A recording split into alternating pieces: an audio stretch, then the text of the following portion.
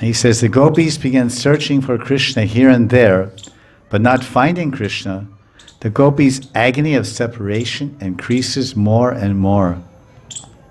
Then there's one temporary emotion, it's called transitory emotion. It moves. Because it moves a little bit here and there, it's called sanchari.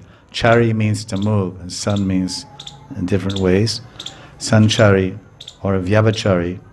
So the sanchari of unmad, divine madness, which appears in the gopis' minds and hearts due to their intense separation from Krishna. This is described in verse 2 of this chapter and verse 3. First, Krishna, Ramapate, the master of all beauty, he approaches the gopis with natural... So this is what he sees. The gopis are actually, the Bhagavatam says the gopis are all alone in this chapter. Vishnu says, no, they're not alone. Krishna approaches them. Krishna approaches them with the natural movements of his feet.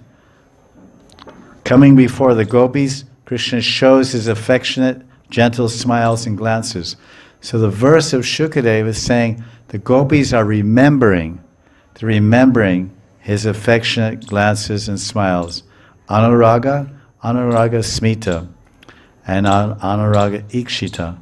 But Vishnu says they're not remembering, they're seeing. They're seeing directly. Saksha darshan. And they're not just remembering his talk, they're going to speak to him. Interesting angle. Talk about present tense.